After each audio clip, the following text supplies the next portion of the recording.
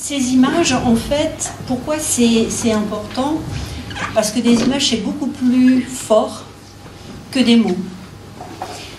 Les images, c'est indéniable, c'est-à-dire que on dit toujours, il y a eu ces phrases de nos anciens qui disaient c'est vrai parce que je l'ai lu.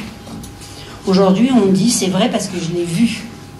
Et ça a un côté indéniable. On va voir que en fait, c'est pas aussi vraisemblable que ça. C'est beaucoup plus rapide que les mots.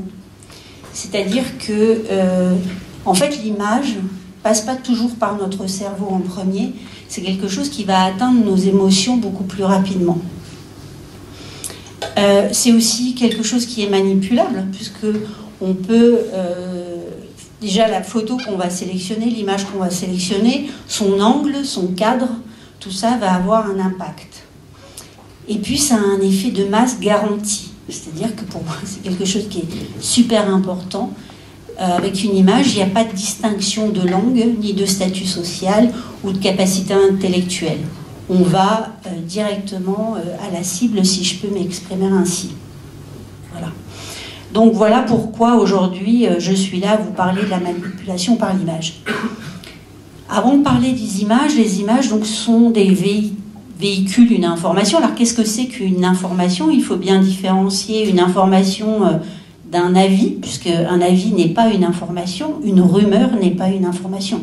Une information doit avoir un intérêt public, c'est pas une anecdote, elle doit s'appuyer sur des faits, et donc non pas sur un avis, et elle doit être vérifiée. Ça peut paraître la palissade, mais on a une multitude d'informations autour de nous, au quotidien, que ce soit à la télévision. La télévision fait partie de nombreuses familles aujourd'hui, hein, ça c'est pas un fait nouveau. Donc voilà, vous avez toutes ces informations qui arrivent à vous, et on n'a pas forcément tout le temps le réflexe de vérifier. Moi la première, hein, quand je vois des choses qui me touchent profondément, j'ai pas toujours le réflexe d'aller vérifier. Alors, quand même, pour rappel, l'article 11 de la Déclaration des droits de l'homme dit qu'il y a ce fameux droit à l'expression. Hein, aujourd'hui, on en parle beaucoup. Sauf que dans ce droit à l'expression, n'oublions pas que on ne doit pas, donc l'atteinte à la vie privée, l'atteinte à la présomption d'innocence, la diffamation et l'injure.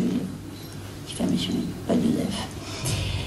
Et encore une fois, gardons à l'esprit que ces informations qui sont véhiculées à la fois par les médias et par nous-mêmes peuvent être complètement fausses, c'est-à-dire voulues ou non voulues, hein, il y a aussi l'erreur humaine, dénaturée, exagérée.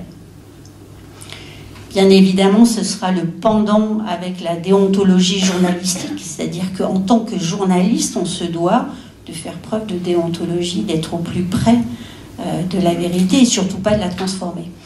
On est aujourd'hui face à la pression des ventes, hein, elle est là. Il y a de moins en moins de journaux et il y a de plus en plus de photographes, la concurrence est rude et il y a cette course au buzz. Donc quand on fait ce cocktail de tout ça, de toute cette pression, ben, parfois on fait un peu l'impasse sur certaines règles d'éthique. Alors pourquoi il est important de vérifier l'information qu'on va diffuser, hein, on est bien dans, là aujourd'hui, axé sur les réseaux sociaux, et même au niveau de tout ce qu'on va pouvoir transmettre, c'est-à-dire qu'on peut piéger des gens volontairement ou involontairement. On va le voir par la suite, à partir du moment où on diffuse une information, ça va très vite. C'est propre à notre société. Ça crée des conséquences dommageables, on peut nuire à des gens, on peut générer de la haine, de la violence, voire pire. Je rappelle que diffuser une information erronée, fausse, est passible d'une amende de 45 000 à 135 000 € d'amende. On n'en parle pas souvent, mais c'est quand même une réalité. Alors, il y a aussi ces emballements médiatiques, c'est-à-dire qu'on va se dire, on va vérifier les informations, notre source d'information. Pour moi, l'AFP, c'est une source quasi sûre. Si l'AFP diffuse quelque chose, c'est quelque chose sur lequel je vais me dire, bon, il n'y a pas de doute à avoir. Sauf que, ben c'est déjà arrivé, hein, quand ils ont annoncé le décès de Martin Bouygues. Et ça, c'était en provenance de l'AFP. Donc ces emballements médiatiques qui sont là aussi propres à notre société. L'importance de vérifier les rumeurs qui circulent sur les réseaux sociaux. Aujourd'hui, Facebook a aussi pris une part importante dans nos vies, ou YouTube, ou Twitter, et en fait, toutes ces informations qui circulent à vitesse grand V ont, encore une fois, hein, moi y compris, on a tendance à prendre ça pour de l'acquis, pour des choses qui sont vraies, alors qu'elles ne sont pas toujours. Alors, il faut avoir conscience qu'il y a aujourd'hui, c'est vrai que quand on voit une information comme celle-ci, Poutine et Trump prêts à une alliance pour une attaque nucléaire contre Daesh, quand on voit un peu comment est montée cette annonce, on regarde que en fait c'est publié par actualité.com.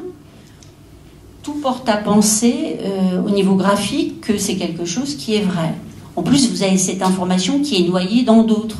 Donc il suffit juste de cliquer partager, puis hop, on partage, et puis ça se multiplie, ou on like, etc. etc.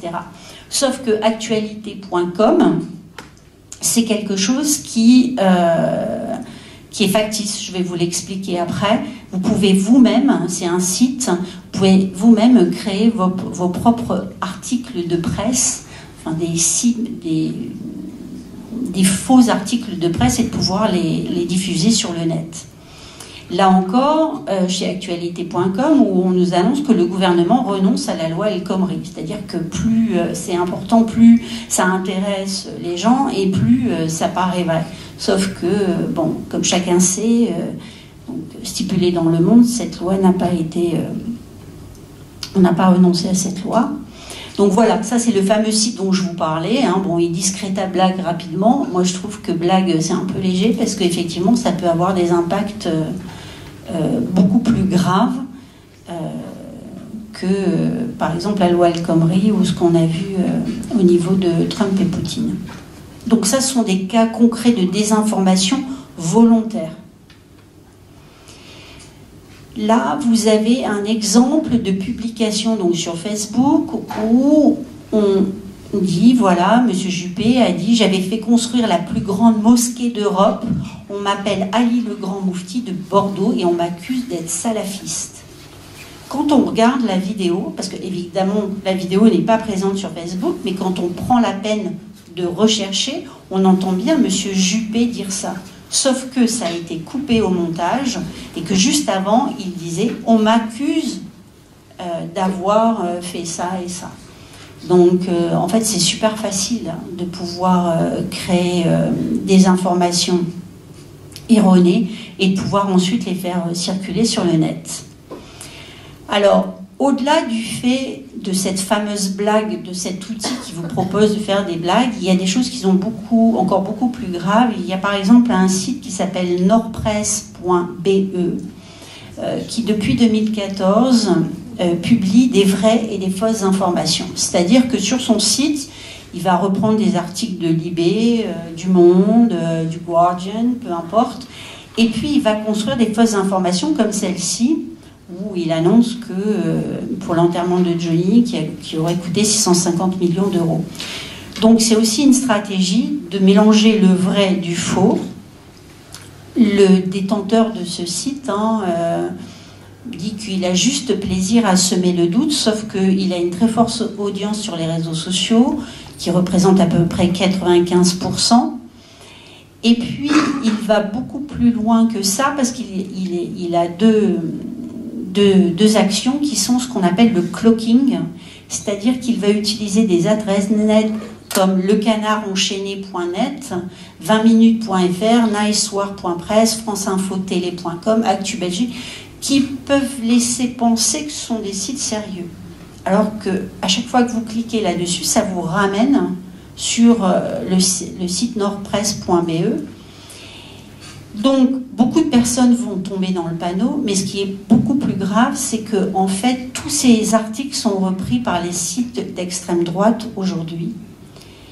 Et on pourrait aisément penser que ce site de nordpresse.be est réalisé et destiné pour pouvoir alimenter ces sites d'extrême droite. Un autre cas de manipulation, c'est d'utiliser un message, donc une photo avec un message, voilà, Pierre, agriculteur en retraite, vit avec 284 € par mois. Hélas pour lui, Pierre n'est pas migrant.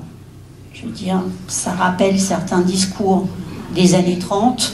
On est purement là-dedans. Les demandeurs d'asile peuvent recevoir de l'État une allocation mensuelle de 330 €.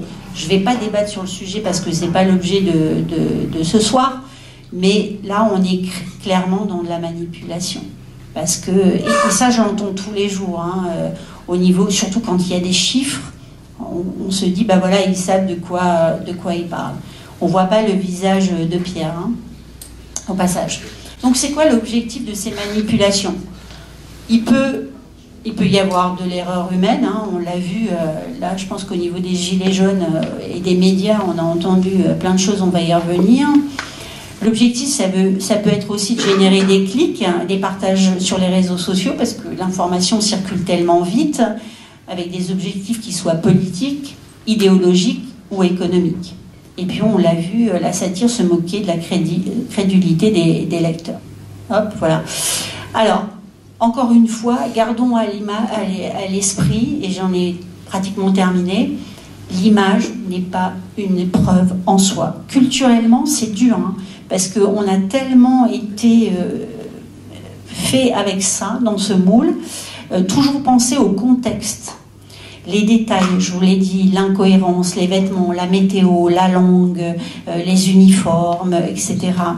Pensez à l'outil de recherche inversée sur Google, c'est super simple. Regardez aussi les commentaires sur les photos. Vérifiez l'origine de la photo, la vidéo, ça on l'a vu. Le nombre de partages n'est pas un signe de fiabilité. Demandez-vous si la photo ou la vidéo a été recadrée et bien évidemment, donc pensez à réfléchir. Donc je vous ai parlé de Google Search.